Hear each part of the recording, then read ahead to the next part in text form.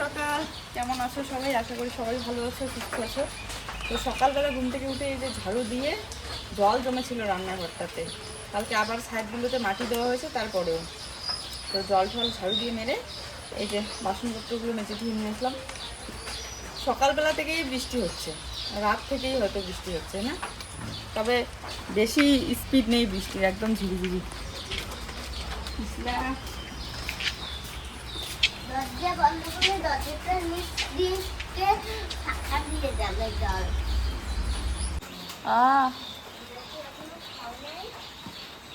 না শোনা বৃষ্টি হচ্ছে।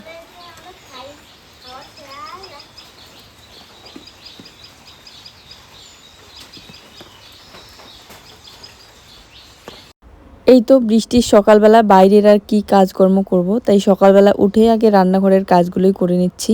হ্যাঁ, আমার রান্নাঘরের কাজটাই বেশি শেয়ার করি তোমাদের সাথে, কারণ তাছাড়া সেরকম আর কিছু কাজ বলতে, যেহেতু আমাদের তো জমি নেই জানো, তো জমির কাজ তো থাকেই না। আর এদিক সেদিক তো বেশি একটা যাই না, যাওয়া হয় না, কারণ বাড়ির কাজগুলোই করতে সারাটা দিন চলে যায়। আর নিজের কাজে নিজে ব্যস্ত থাকতেই সব থেকে বেশি পছন্দ করি। মাঝে মধ্যে মুড খারাপ বা মন খারাপের জন্য হয়তো নিজের কিছু কিছু কাজও শেয়ার করা হয় না বা করতে ইচ্ছে করে না, তখন চুপচাপ বসে থাকি। কিন্তু যখন মুড ভালো থাকে বা প্রত্যেক দিন চেষ্টা করি তোমাদের সাথে এই যে আমার এই কাজগুলোই শেয়ার করার। তাছাড়া সংসারের কাজগুলো গুছিয়ে করাতেই একটা আলাদা শান্তি থাকে। তো যাই হোক, আর যদি এগুলো না করে বসে থাকি তাহলে তো চলবে না, তাই না? তাই এগুলো তো করতেই হবে, আর এগুলো করলে তো এগুলোই শেয়ার করব। আর এখানে যে রোলগুলোর মধ্যে ক্রিম লাগানো আছে, এই যে রোলগুলোর মধ্যে ক্রিম লাগানো আছে, ক্রিম লাগানোর পর ভাজা হয়েছে। এই দুইটা জিনিস নিয়ে এসেছে আর দুধ।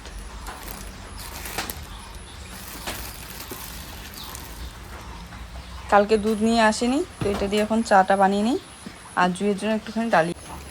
রাত থেকেই বৃষ্টি হচ্ছে, তো এই যে একটুখানি চা বানিয়ে নিয়ে ওদিকে জুয়ের জন্য ডালিয়ে বসিয়ে দেবো। আর সকাল সকাল ভাত ঠাত করবো না, একদম পরে করব। আগে জুইকে স্কুলে দিয়ে পাঠাই, কারণ প্রায় 9টাই বাজে। তো ওইদিকে ব্রাশ করে মুখ ধুয়ে রোলগুলো খাচ্ছে, একটা খেয়ে জল খাবে, আর ততক্ষণে আমি খিচুড়িটা বানিয়ে নিই। খাওয়া হইলো সোনা? খেয়ে জল খাও, ঠিক আছে? হ্যাঁ, এই রোলগুলো কিন্তু খেতে বেশ ভালো লাগে, ক্রিম লাগানো আছে, আর ক্রিমটার জন্যই বিশেষ করে ভালো লাগে। আর তার সাথে বনগুলো না দুধ চা দিয়ে দারুণ লাগে। এই বনগুলো না বড় সাইজেরও পাওয়া যায়, তো এগুলো ছোট সাইজ। একটাই কত করে? 10 টাকা প্যাকেট। 10 টাকা দিয়ে 2 বেলা 3 বেলা চা খাওয়া হয়ে যাবে। বেশি খাও না বাবা।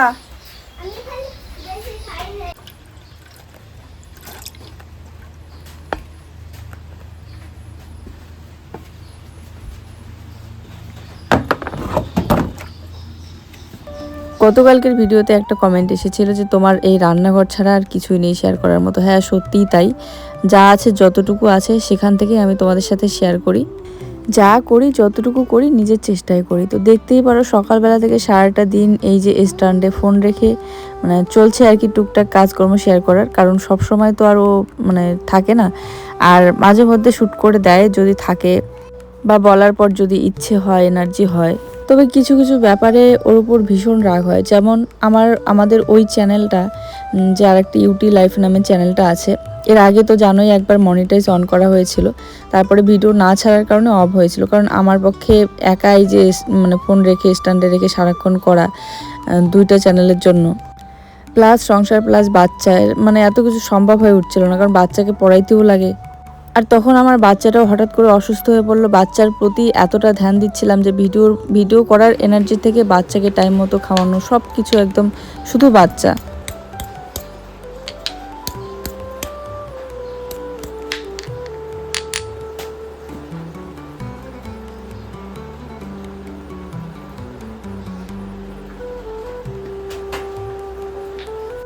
কারণ বাচ্চাটা এতটা অসুস্থ হয়ে পড়েছিল, তোমরা তো দেখেছোই। তো ওইভাবে তো ওই চ্যানেলটা মনিটাইজ অফ হয়ে গেল।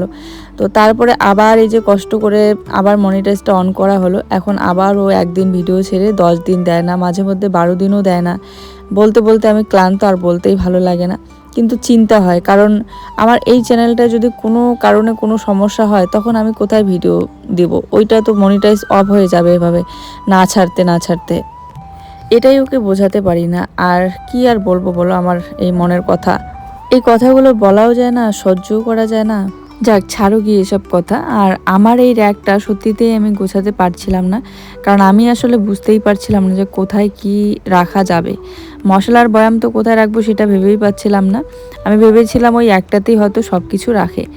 আর আমার এই ছোট্ট র্যাকটা, মানে স্টিলের যে আগের পুরানা র্যাকটা আছে, ওটার মধ্যে মশলার ছোট বয়ামগুলো রাখা যায়, কিন্তু বড়গুলো জায়গা হয় না, ঢুকে না ভিতরে।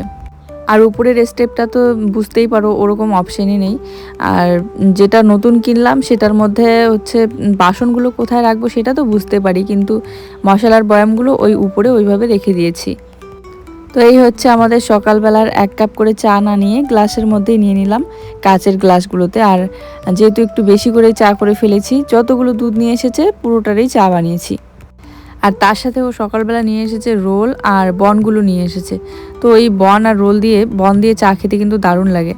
আর আমি এখানে জুইয়ের জন্য একটু ডালিয়া বানানোর জন্য এই তো চাল ডাল একসাথে ধুয়ে দিচ্ছি। আর তার সাথে অর্ধেক টুকরো আলু গতকালকে দিয়েছিলাম, আর বাকি অর্ধেকটা কাটাই ছিল, তো ওই অর্ধেকটা দিয়ে দেবো এখন। হ্যাঁ, স্টিলের এই বালতিটা নিয়ে অনেক কাজের একটা কাজ করেছি, কারণ রান্না বান্না সব কিছু কমপ্লিট হয়ে যায় এই 1 বালতি জল নিয়ে আসলে পরে। সংসারের জিনিস কিনলেও জ্বালা, না কিনলেও জ্বালা। যখন অনেক দিন পর্যন্ত কেনা হয় না তখন আবার কমেন্ট আসে যে তুমি তো কিছু জিনিসই কেনো না। আর যখন আবার এই র্যাকটা কিনলাম স্টিলের, তখন আবার একজন কমেন্ট করেছে যে এটা নাকি তৃণমূলের চুরির টাকা। মানে কিছু মানুষ এমন কমেন্ট করে যেন মনে হয় তারা হাওয়াতে উড়ে বেড়াচ্ছে, বাস্তব জীবনে থাকেই না তারা। মানে আমি আবার কোন দিন আবার পার্টি করলাম, তৃণমূল করলাম বা বিজেপি করলাম, কোন দিন আবার আমি দলে গেলাম, কোন দিন নেতা হলাম, কোন দিন কমরেড হলাম, যে আমি চুরির টাকা দিয়ে আমার সংসারের জিনিস কিনবো। তো আমি আজকে ভাবলাম যে ছোট বার্নারটাতে যদি খিচুড়িটা বসিয়ে দিই, যেহেতু বড়টাতে দিলেও জালটা একটু কমিয়ে দিতে লাগে। তো দেখি বাপরে বাপ ভল ভল করে আগুন উঠতেছে, হয়তো ছোট বার্নারটাতে কোনো সমস্যা আছে। ও বলছে যে আজকে লোক ডাকবে। এবার নিয়ে আসার সময় তো চেক করা যায় না, এই 2-3 দিন ধরে লাইটার দিয়ে চেক করতেছিলাম, ধরেই না। তো আজকে গ্যাস লাইট দিয়ে চেক করলাম, বাপরে এত দূর পর্যন্ত ভল ভল করে আগুন উঠতেছিল। হয়তো পাইপটারে বা বার্নারটারে কোনো সমস্যা আছে, এই কারণে গ্যাসটা বেশি করে বেরোচ্ছে ওই বার্নারটা দিয়ে। যদি বড়টাতেই যে ডালিয়াটা বসিয়ে দিলাম, আর দিয়ে যে বন আর চা খাচ্ছি।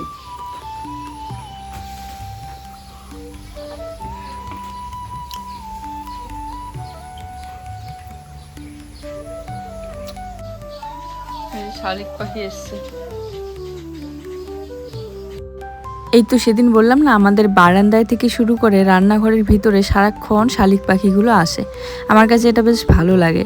পাখি তো এমনিতেই দেখতে সবসময় সুন্দর, ভালো লাগে। তার উপরে যদি ঘরে বারান্দায় এসে এভাবে খেলা করে, ঘুরে বেড়ায়, দানাগুলো খায় খাবারের, দারুণ লাগে। বৃষ্টির সকালবেলা থেকে চলছে, সারাটা দিন বৃষ্টি। দুই স্কুলে গেল আসলো, কিন্তু আমি এই যে সবাই এডিট করে আপলোড দেওয়া হইলো। তো এখন ভাবছি, 2 দিন ধরে ভাবছিলাম কচু শাক খাবো। আজকে দেখি সামনেটায় কচু পাতা পাওয়া যায় কিনা। আর বৃষ্টির দিনগুলোই ভালো লাগে কচু পাতা। চলো দেখো, আমি ব্যাগে কিছু ঠোঙা বললাম, ক্যারি ব্যাগগুলো আমাদের ভাষায় ঠোঙা বলে ফেলি, কিছুই নিয়ে আসিনি, কারণ ভাবছি আগে দেখি পাই কিনা। কারণ বৃষ্টির দিন হলে না সবাই কচু শাক খায় আর তুলে নিয়ে যায়, তখন থাকেই না।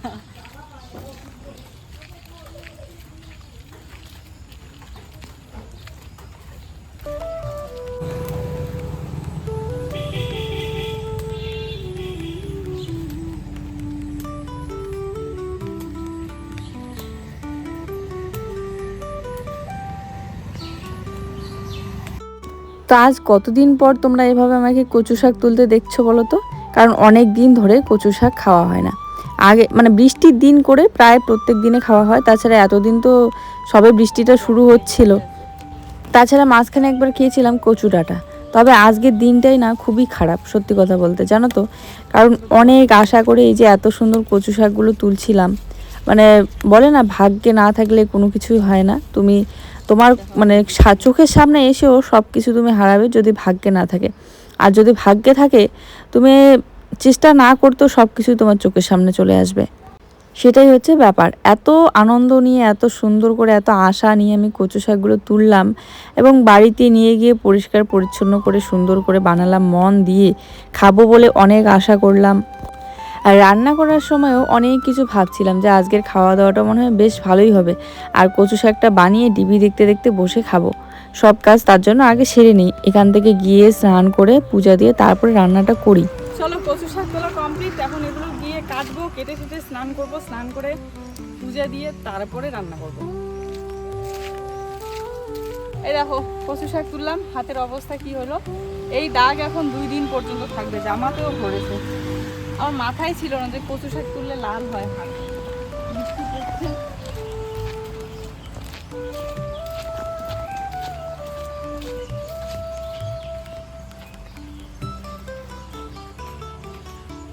তো এই তো এসেই অনেক আশা নিয়ে কচু শাকগুলো আমি বসে বসে এখানটায় কাটছিলাম। আর এই বারান্দার সামনাটা এতটা পিছলা হয়েছে, এক্ষুনি পড়ে যেতাম এদিক দিয়ে আসতে গিয়ে।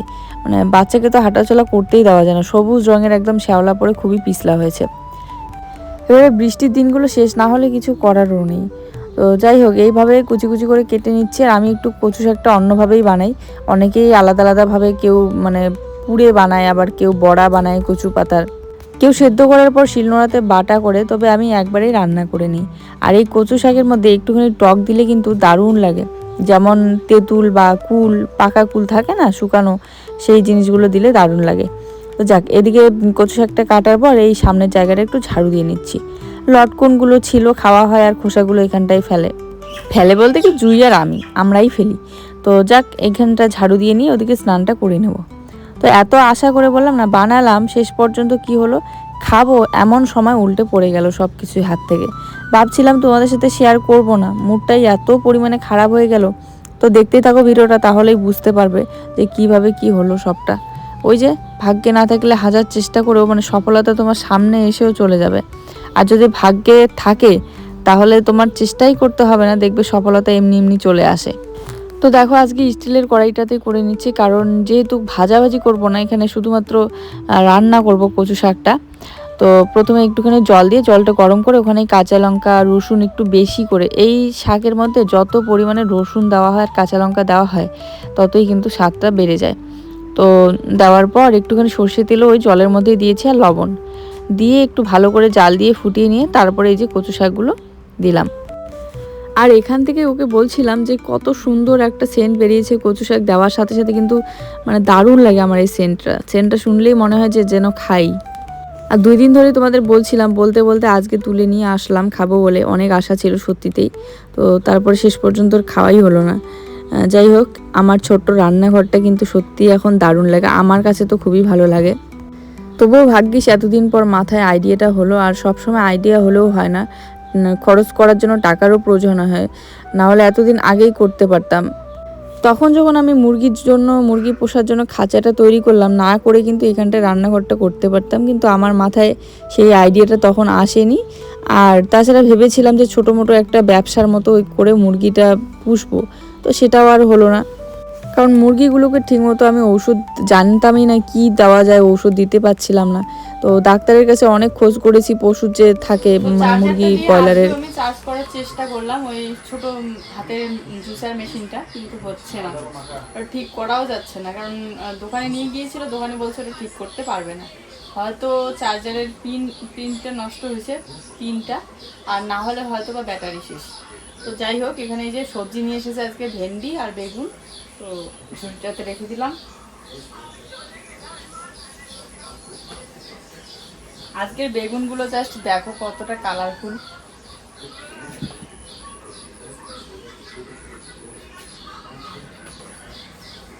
মোট কথা হচ্ছে পারিনি পুষতে।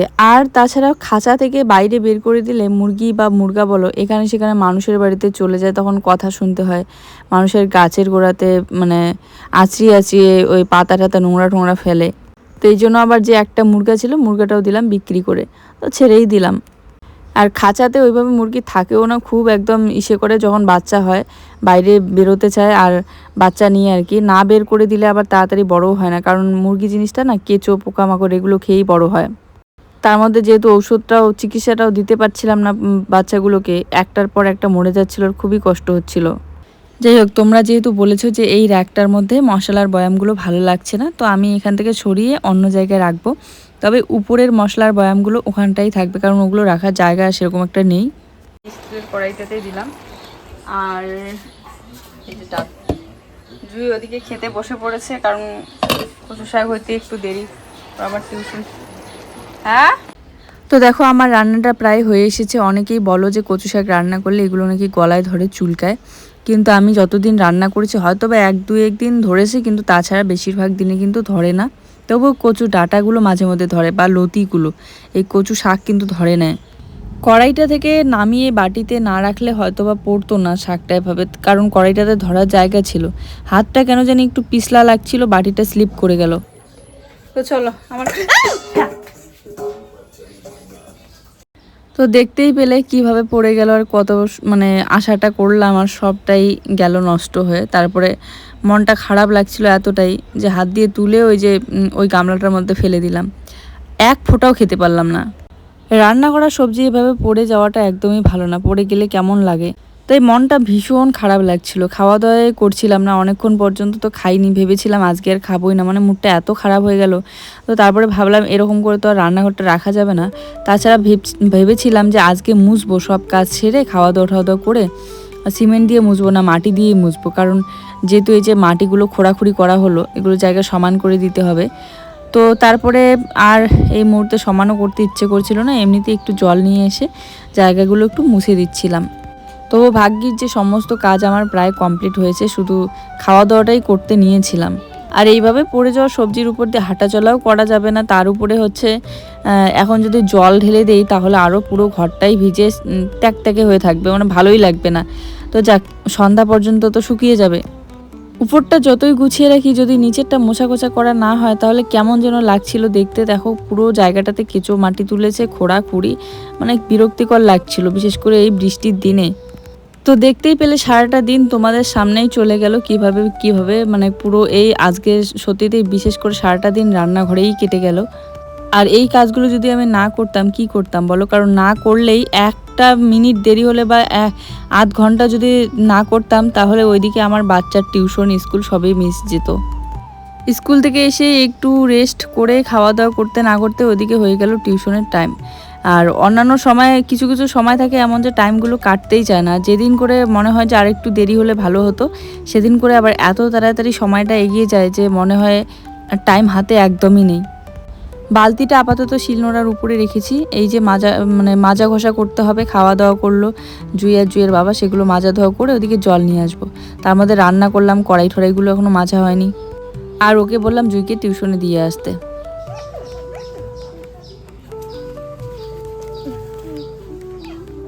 পিঠে নে, ব্যাগ নিয়ে পড়ে যাবি, নাহলে পিঠে নে।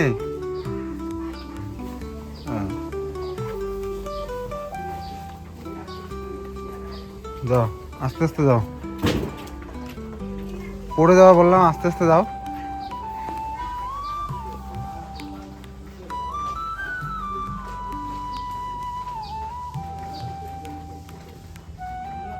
তারপরে খাবো না ভেবে, কারণ ইচ্ছে করছিল না, এই যে চুপচাপ বসে মানে শুয়ে আছি এই সময়টা, এখন আর কিচ্ছু সেরকম কাজ নেই, শুয়ে গান শুনছিলাম একটু। টিভিতে ফুল সাউন্ড দিয়ে গান শুনতে ভালোই লাগে। তার কিছুক্ষণ পরে একটুখানি ডাল ভাত ও বেগুন ভাজা এগুলো দিয়েই খেয়ে নিয়েছি আর কি। শুভ সন্ধ্যা। এই যে একজন টিউশন থেকে এসে অত্যাচার শুরু করে দিয়েছে সন্ধ্যা থেকে এখন পর্যন্ত। তো নাইটিটা একটু চেঞ্জ করে এই যে সন্ধ্যা দিয়ে নিলাম। এখন ওর জন্য খাবার রেডি করব বলতে আজকে ভাবছি যে একটুখানি লাল চা বানাবো আদা দিয়ে। আজকেও এই জায়গাটা মানে লাল চা একটু আদা দিয়ে করব, আর মুড়ি মাখা করব, করে দুই মা মেয়ে মিলে খাই। ওর বাবা তো বাড়িতে নেই, দুধ কখন নিয়ে আসে বাজার থেকে তার ঠিক নেই। র্যাকটা এইভাবে ঢেকে দিয়েছি। আমার এটা সেই বহু দিনের পুরানো জামা, আগে কত পরেছি এই জামাটা, মানে পরতে পরতে একদম ক্লান্ত হয়ে পড়েছি, তবু জামা আর ছিঁড়ে না, এত ভালো কাপড়টা, দেখতেও যেমন ভালো, না তো কালার নষ্ট হয় না তো ছিঁড়ে ফাটে, অনেক দিন পর্যন্ত গেল। তো আমি আসলে জানি না কিভাবে গোছায়, তো তোমাদের কথা মতো এই যে মশলার বয়ামগুলো এখানটায় রেখে দিয়েছি, আর কিছু বড় বড় মশলার বয়াম ওখানে আছে, কারণ এগুলো সরিয়ে রাখবো কোথায় সেটাই বুঝতে পারছি না, কারণ এই ছোট্ট র্যাকটাতে হচ্ছে জায়গা হচ্ছে না। তো আপাতত এরকম করে থাক, পরে দেখি একটা ব্যবস্থা করতে হবে। সত্যি কথা বলতে ভীষণ হাসি পাচ্ছে। এই র্যাকটা নাকি আমি তৃণমূলের চুরির টাকা দিয়ে করেছি। ওরে বাপরে, মানে কি যে সব কমেন্ট, হাসিও পায়। দলে ডুবে বা পার্টি করে চুরি করার মতো যদি সাহস থাকতো তাহলে কি আর আমাদের এই পরিস্থিতি হতো, বা মন মানসিকতা থাকতো ওই রকম টাইপের। খুব কম সময়ে বেশি দৌড়িয়ে চুরি ডাকাতি করে আমাদের বড়লোক হওয়ার কোনো স্বপ্ন বা ইচ্ছে কোনোটাই নেই, ঠিক আছে। আমরা সাধারণভাবে বাঁচতে পছন্দ করি, সাধারণ মানুষের মতো করে, তো সেইভাবে সাধারণভাবেই চলছি, জীবনযাপন করছি। এবার পার্টি করাটা যার যার ইচ্ছে, বুঝতে পারলে। তবে পার্টি করলেই যে সবাই চুরি করে এরকমটাও কিন্তু না। কিছু মানুষ মানুষের ভালোর জন্য পার্টি করে, আবার কিছু মানুষ নিজে ভালো থাকার জন্য করে। যাই হোক, কোথাকার কথা তুমি যে কোথায় জুড়ে দিচ্ছ কমেন্টটা করে আমি কিছুই বুঝতে পারছি না। আমার ভিডিওতে না তো কোনো মানে পার্টি নিয়ে আমি কিছু বলি, না তো কিছু দেখাই, আর না তো আমরা রাজনীতিতে আছি, না তো আমরা রাজনীতিতে থাকবো। সাধারণ নাগরিক হিসেবে আমাদের ভোট দেওয়া হচ্ছে সবার অধিকার। যাক, এই নিয়ে আর কিছু বলতে চাই না, জাস্ট কমেন্টটা এসেছে বলে আমি কথাগুলো বললাম। কিচেন যদি থাকে এত সুন্দর গোছানো আর পরিপাটি, তাহলে তো সন্ধ্যাবেলার চাটা করতে একটা আলাদাই ভালো লাগা। চা কেন, শুধু যে কোনো কাজ করো রান্নাঘরের, মনে হয় সারাটা দিন শুধু রান্নাঘরেরই কাজ করি, তাই না? যদি এরকম গোছানো আর পরিপাটি থাকে, আর বিশেষ করে আজকে মুসলাম, তাই অনেকটাই পরিষ্কার পরিচ্ছন্ন আর ফ্রেশ লাগছিল। চলো, লাল চা বানিয়ে নিলাম, মেয়েকে একটুখানি বাটিতে দিলাম। সবসময় ওকে চা খেতে দেওয়া হয় না, ওই মাঝে মধ্যে লাল চাটা একটু দেই, কারণ আদা দিয়ে বানালে তবেই দেই, তাহলে ওর যেহেতু কাশির একটু সমস্যা থাকে, তো গলাটা ঠিক থাকবে আর কি। যেদিন থেকে জুয়ের জন্য এই কাপটা নিয়ে এসেছি, আমিই সবসময় এই কাপের মধ্যে চা খাই, তবে দুধটাও একটু পরে নিয়ে এসেছিল, তাই লাল চাটাই খেলাম। চুপচাপ। তো তখন এই যে এইভাবে কচুর শাকটা দেখাতে গিয়ে গেল সব পড়ে, একদম মুখেই দিতে পারিনি, মনটাই খারাপ হয়ে গিয়েছিল, কারণ এত কষ্ট করে এত মানে আনন্দ নিয়ে বানালাম যে খাবো খাবো করে, শুধু এইভাবে দেখাচ্ছিলাম ভিডিওতে, তাতেই যদি এইভাবে পড়তো তবু বাটিতে একটু লেগে আর খেতেই পারিনি। তো যাই হোক, পরে ডাল বেগুন ভাজা দিয়ে ভাত খেলাম। তো এখন এই যে সন্ধ্যাবেলার চা খাই। এই হচ্ছে, এইভাবেই কেটে গেল আমাদের মা মেয়ে সারাটা দিন। আর তারপরে এই যে সন্ধ্যাবেলাটা মা মেয়ে বাড়িতে থাকবো কয়টা পর্যন্ত, রাতের 9:30 কি 10টা পর্যন্ত। তখন ও বাড়িতে আসে, মাঝে মধ্যে একটু আগে আসে, 9টাতে আসে মাঝে মধ্যে। তো তারপরে আর কি রান্নাবান্না করি, ততক্ষণ আমরা দুজনে কখনো দুষ্টুমি, কখনো পড়াশোনা, কখনো মেয়ের নাচ প্র্যাকটিস করা, তো কখনো হচ্ছে ড্রয়িং করা। যখন যেটা ভালো লাগছে তখন সেটা করছি। Go. No. চলো, আজকের ভিডিওটা এই পর্যন্তই। সবাই ভালো থেকো, সুস্থ থেকো, দেখা হচ্ছে নতুন ভিডিওর সাথে। সবার জন্য রইল অনেক অনেক ভালোবাসা। আমাদের ভিডিও ভালো লাগলে অবশ্যই একটা লাইক কমেন্ট শেয়ার করে দিও। টাটা, শুভরাত্রি।